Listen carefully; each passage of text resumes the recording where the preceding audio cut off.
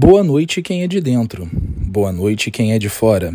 Salve a hoste e o cálice bento, o menino Deus e a Nossa Senhora. Mais uma vez o bando voltava de mais uma batalha agradecendo a Virgem Maria pela vitória. Mormaço, Jararaca, Colcheite vinham dando tiros para o alto, celebrando a canção de vitória de guerra preferida do bando de Lampião. Era sempre assim. Quando se vencia uma batalha, todos eles vinham dando graças a Deus pelos céus. Lampião abria a canga no lombo da mula e jogava ao povo dinheiro, joias e tudo mais precioso que conseguiria com o ataque. A população local se atirava ao chão de terra e poeira e recolhia dando vivas. Durante os anos, o cangaço foi tido como um banditismo e Lampião e seu bando como um perigoso assassino. Pouco se fala de que os cangaceiros foram grupos revoltosos com o esquecimento do Nordeste brasileiro. A falta de água, de alimentos, a seca constante e a fome criaram grupos de brasileiros que foram lutar pelo que é seu e também dos outros. Após a morte brutal de todo o bando, fui chamada para socorro espiritual imediato de um deles. Quando cheguei com a caravana, percebi espíritos com suas figuras ainda degoladas. Muitos, tentando colocar suas cabeças de volta, entravam em desespero ao ver que estavam realmente mortos. Rapidamente, os outros socorristas dividiram-se e foram acudir ao desespero. Eu percebi em meio àquele caos de choros e gritos de desespero um espírito que se mantinha em oração. Segurando sua cabeça debaixo do braço esquerdo, ele orava ao Criador por ele e pelos seus. Me aproximei devagar e perguntei seu nome. Ele me respondeu e ignorou a minha presença. Fiquei confusa com a ação daquele espírito recém-desencarnado. Terminando suas orações, levantou cambaleante e disse: Que lindos olhos você tem, mulher. E desmaiou nos meus braços. Levamos todos aqueles espíritos para uma colônia de restabelecimento. Por lá foram desligados e ficaram em observação por semanas. Seus corações, repletos de ódio e vingança, precisaram ser adormecidos e todos os fluidos que pudermos emanar, fizemos. Lampião foi levado para outro plano por se tratar de um caso à parte. Todo dia eu ia ver aquele cangaceiro galanteador. Aos poucos ele foi acordando e tendo a real verdade pelo que havia acontecido. Viramos amigos e eu mesma fiquei responsável pelo encaixe dele em alguma esfera de trabalho.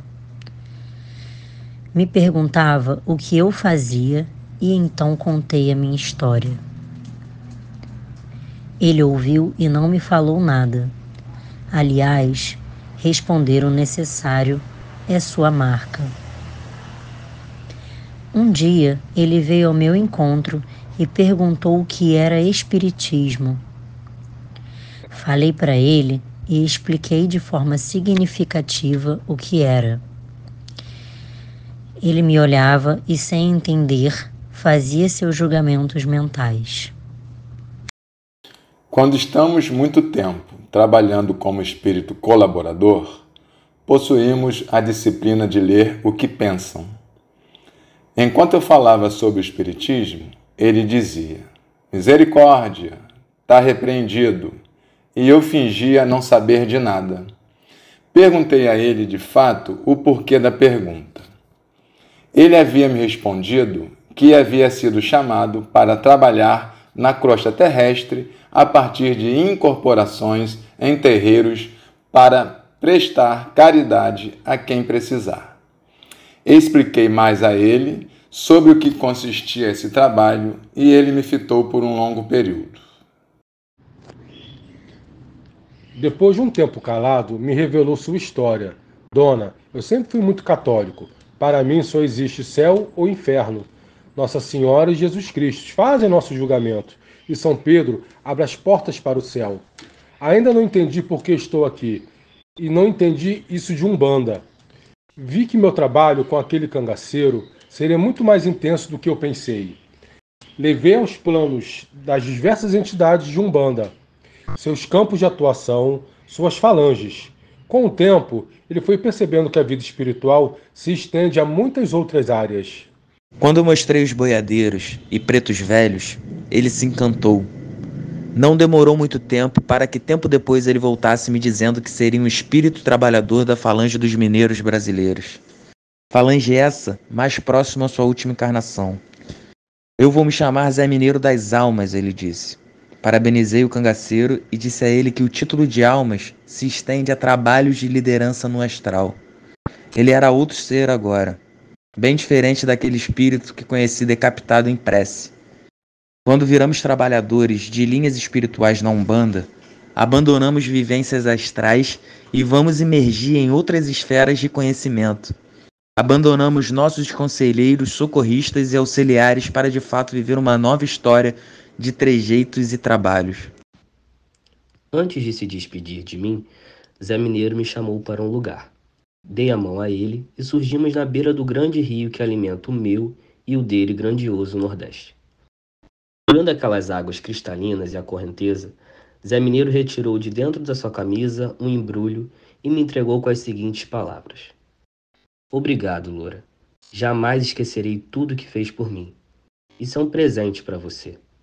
Quando precisar, use, sem medo. Abri o embrulho e me deparei com um punhal longo prateado. Pelo brilho daquela peça, ele havia acabado de fabricar de algum modo. Nos abraçamos e desde esse dia eu nunca mais me separei desse punhal. Para mim, ele simboliza que de onde menos esperamos é possível o amor renascer. Zé Mineiro teve de tudo para não encontrar a luz, mas preferiu aprender outras vertentes que viver cego às suas convicções. Zambi é tão maravilhoso que reescreve os encontros na hora certa. Hoje, eu e ele em reuniões, sessões, combates e até mesmo da guerra, unimos nossas forças porque um dia a nossa história se encontrou. Quando temos que nos encontrar, é no nosso lugar, às margens do grande e caudaloso rio. O lugar que nossa história de fidelidade, lealdade e companheirismo se iniciou. Saravá Ogum, Saravá Yansan, Saravá meu grande amigo Zé Mineiro das Almas. Mensagem de Maria Padilha do Cemitério, em 3/8/2024. Vozes de Tomás, Leandra, Sara, Jorge, Natália, André, Rafaele, Ramon e Caio.